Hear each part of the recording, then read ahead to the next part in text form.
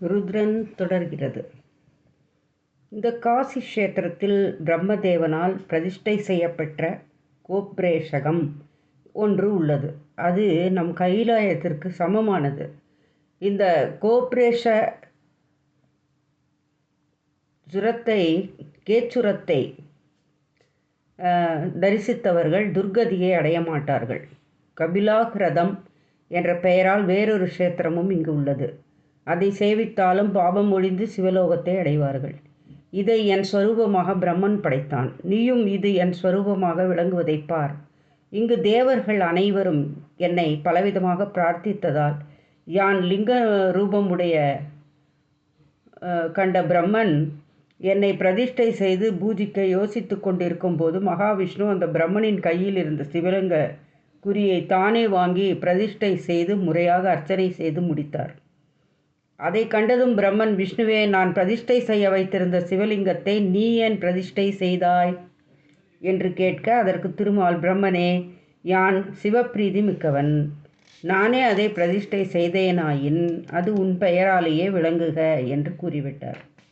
எனவே அக்காரணத்தால் கபிலாகிரகத்தில் இருக்கும் சிவலிங்கத்திற்கு ஹிரண்ய கர்ப்பேசன் என்ற பெயர் வழங்குகிறது. இந்த காரணத்தாலும் நான் இங்கே இருக்கலானேன். ஆகையால் இந்த ஹிரண்ய கர்ப்பேஸ்வரரை தரிசித்தவுடன் என சிவலோகம் கிடைக்கும். மீண்டும் பிரம்மன் தன்னால் பிரதிஷ்டை செய்யப்பட்டதாக ஒரு சிவலிங்கம் இருக்க வேண்டும் என்று வேறொரு சிவலிங்கம் ஸ்தாபனம் செய்தான். அதிலும் நான் லீனமாக இருந்ததால் லீனேஸ்வரன் என்ற பெயரை அடைந்தது. இங்கே மாண்டவன் மீண்டும் திரும்பாத மோட்சத்தை அடைவான். பார்வதி, இன்னும் சிறிது நேரத்தில் பூர்வத்தில் தேவர்கள் அனைவரையும் துன்புறுத்தி வந்த அசுரேசன் பெரும் புலியின் வடிவை கொண்டு அமரர்களை அழைத்தான். அவர்கள் என்னை பிரார்த்திக்க நான் மனமிறங்கி அவனை சங்கரித்து மோட்சமளித்து தேவர்கள் வேண்டியவாறு வியாக்கியேரேசரன் எனவும் எழுந்தள்ளி இருக்கிறேன். உன் தந்தையான பர்வதராஜன் இது எனக்கு இன்பமுள்ள க்ஷேத்திரம் என்பதை உணர்ந்து இங்கு வந்து ஒரு சிவலிங்கத்தை தன் பெயரால் பிரதிஷ்டை செய்திருக்கிறான். அதுவே சைலேஸ்வர லிங்கம். அதையும் பார். இந்த புண்ணிய க்ஷேத்திரத்தை அலங்காரம் செய்து கொண்டு கங்கை நதி விளங்குகிறது. வருணா, அசி என்ற நதிகள் இரண்டும் கலக்கின்ற காரணத்தால் இந்த க்ஷேத்திரத்துக்கு வாரணாசி என்றும் பெயர் வழங்கும். இவ்விரு நதிகளும் சங்கமமாகும் இடத்தில் பிரம்மன் ஒரு சிவலிங்க பிரதிஷ்டை செய்திருக்கிறான். அதற்கு சங்கமேஸ்வரன் என்று பெயர். மேலும் மத்தியமேஸ்வரர், கிருத்திவாகேஸ்வரர், சுக்கிரன் பூஜித்த சுக்கிரேஸ்வரர், இந்திராதி தேவர்களால் ஸ்தாபிக்கப்பட்டு அவரவர் பெயரால் விளங்கும் லிங்கங்கள் ஆகிய பாபகாரமான சிவலிங்கங்களையும் பார். இந்த சிவலிங்கங்களே அல்லாமல் இன்னும் சில அந்தரங்கமான விஷயத்தையும் சொல்கிறேன்.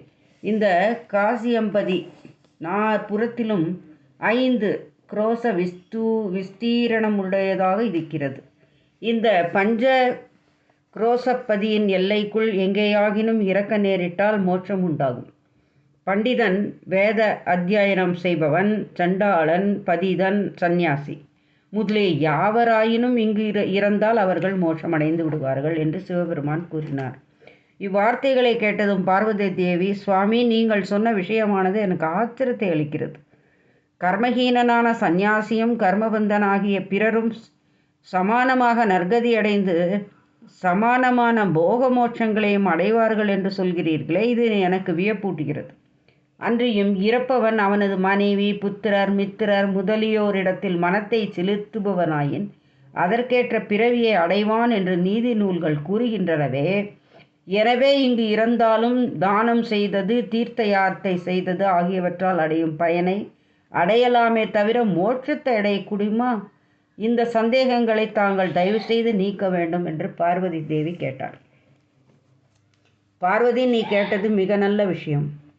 இதை கேட்ட யாவரும் சகல பாபங்களிலிருந்தும் நீங்குவார்கள். பிரியையே, பாபமற்றவன் இந்த காசி தலத்தில் மடிந்தால் அந்த கணமே மோட்சமடைவான். பாபாத்மாவாக உள்ளவன் இங்கே மடிந்தால் சில பிறவிகளை எடுத்து தன் பாபங்களை கழித்து பிறகே மோட்சமடைவான். காசிப்பதியில் பாபம் செய்தவன் பைசாச ரூபத்தை அடைவான். அத்தகையன் பைசாச ரூபத்தை அடைந்து கால பைரவ மூர்த்தியால் 10,000 ஆண்டுகள் தண்டிக்கப்பட்டு கஷ்டமடைந்து அதன் பிறகே மோட்சம் அடைவான். காசிப்பதியில் பாவம் செய்தவனாயினும் இதர இடங்களிலும் உள்ள பாவிகளின் கதி இதுவேயாகும். எனவே இதை அறிந்து இந்த அவிமுக்த பதியை அடைய வேண்டும். அவ்வாறு அடைந்து எம்மை சேவித்து கொண்டிருப்பவன் இறுதியில் மோட்சம் அடைவான்.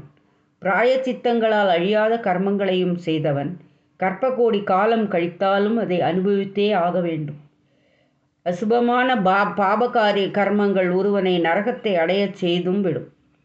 புண்ணிய கர்மங்கள் சொர்க்காதி லோகங்களை அடையச் செய்யும். புண்ணிய கர்மங்கள் பாப கர்மங்கள் ஆகியவை கலந்த மிஸ்ர கர்மங்கள் உலகில் மனிதர்கள், பசுக்கள், பறவைகள் முதலிய பிறவிகளை அடையச் செய்யும். தான் அடைந்த பிறவி உயர்ந்ததாயினும் தாழ்ந்ததாயினும் புண்ணிய பாவங்கள் நசித்தாலன்றி முக்தி அளிக்க மாட்டாது. அவை இரண்டும் ஒழிந்த பிறகே மோட்சம் உண்டாகும். நற்கர்மங்கள் மூவகைப்படும். அவைகளில் பஞ்சக்ரோச கஷேத்திரம், அதாவது காசி முதலிய புண்ணிய பூமியில் பிரதட்சிணை தியான பூஜைகளால் வருவன ஒன்று. கர்ம நிவாரணப்படி பிராயச்சித்தங்களை செய்து கொண்டு பாபங்களை ஒழித்தல் 2. சர்வ கர்மங்களும் நீங்குவதற்காக என்னிடமே தன் கிரிகைகளை எல்லாம் சமர்ப்பித்து என்னை சேவித்து கொண்டு இந்த கஷேத்திரத்திலேயே வாசம் செய்வது என்பது 3ஆவதாகும். இவற்றால் பாவங்கள் நீங்கும். இனி கர்மங்கள் மூவகைப்படும். அவை சஞ்சிதம், பிராரார்த்தம், ஆகாமியம் எனப்படும். அவற்றில் பூர்வ ஜென்மத்தில் செய்தவை சஞ்சிதம். அந்த சஞ்சித வினையால் வேறு பிறவியை அடைந்து அனுபவிக்க புகும் சுபாசுப கர்மமே ஆகாமியம். அந்த ஆகாமியம் உடலால் அனுபவிக்கப்படும் போது பிராராத்துவம் என்பர். இந்த பிராராத்துவமானது அனுபவியாமல் நாசம் அடையவே அடையாது. பாபமில்லாமலே எந்த தேகத்திற்கும் கஷ்டம் வராது. துக்கமயமாக காணப்படும் யாவுமே பாவமயம்தான் என்பதை முதலில் தெரிந்து கொள்ள வேண்டும். அந்த துக்கம் ஸ்தூல துக்கம், சூஷ்ம துக்கம் என்ற இருவரையாக அந்த பாவத்தாலேயே உண்டாகும். பாபமே இல்லாவிட்டால் எந்த காலத்திலும் ஒருவன் சுகமாகவே இருப்பான். ஓரிடத்தில் சுபமே விருத்தியாகும், ஓரிடத்தில் பாபமே நசித்திருக்கும், ஓரிடத்தில் பாபங்களே விருத்தியாகிக் கொண்டிருக்கும். இக்கர்மங்கள் எல்லாம் நலிய வேண்டுமானால் காசி நகரத்தை விட வேறு ஒரு இடமும் கிடையாது. உலகத்தில் பற்பல புண்ணிய கஷேத்திரங்கள் இருந்தாலும் கூட காசியம்பதியிலே வாசம் செய்ய வேண்டும் என்று நினைப்பவருக்கு அது விசேஷ பிரயாசையோடும் கிடைப்பதற்கு அரிது. ஒருவன் காசிக்கு போக வேண்டும் என்று 100 பிறவைகளில் முயன்றாலும் கூட அந்த புண்ணிய ஸ்தலத்தை தரிசிக்க அவனுக்கு பற்பல தடைகள் ஏற்படும். உலகத்தில் உள்ள எல்லா கஷேத்திரங்களையும் தரிசித்தாலன்றி புண்ணிய தலங்களில் 6இல் ஒரு தலத்தையும் கூட தரிசிக்க இயலாது. அப்புண்ணியம் தலங்களாகிய 6இல் ஒன்றை முற்பிறவியில் சேவிக்கும் பேறு பெற்றவனுக்கே காசித்தலத்தின் சேவை கிடைக்கும். அத்தகையவனே காசித்தலத்தில் வசித்திருந்து இறக்கும்படி கைகூடும். காசித்தலத்தை அடைந்து கங்கா ஸ்நானம் செய்தவன் ஆகாமிய சஞ்சிதங்களை ஒழிப்பானாயின் உடல் உள்ளவரையிலும் விடாமல் அவை தொடருமாதலால் பிராரத்துவத்தை அனுபவித்தே தீர வேண்டும். அங்கே மரணம் அடைந்தவனுக்கு பிராரத்துவம் ஒழியும். மரணம் அடையும் போது ஒருவனுடைய மனமானது அவனது கர்ம வசத்திற்கு ஏற்பவே இயங்கும்.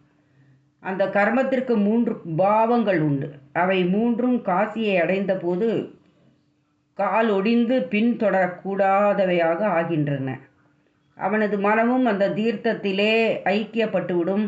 தீர்த்த ஸ்நான பலனும் அந்த தலத்தின் சிறப்பால் சிவத்தியானம் செய்த பயனும் ஆகிய 2 பயன்களின் வலிமையால் மோட்சம் கிட்டும் என்று ஸ்ருதிகள் சொல்லுகின்றன. பார்வதி முதலாவதாக காசி யாத்திரை செய்து அதன் பிறகு பாவம் செய்தவன் முன்பு தான் செய்த காசி யாத்திரையின் புண்ணியத்தால் அந்த பாவம் நீங்கும் பொருட்டு மீண்டும் அவன் அந்த காசி தல யாத்திரை செய்யும்படி பலவந்தமாக கொண்டு செல்ல பெற்று சகல பாவங்களையும் தீப்பொறி சிதறி விழுந்த பஞ்சு பொதி போல தகிக்கச் செய்வான்.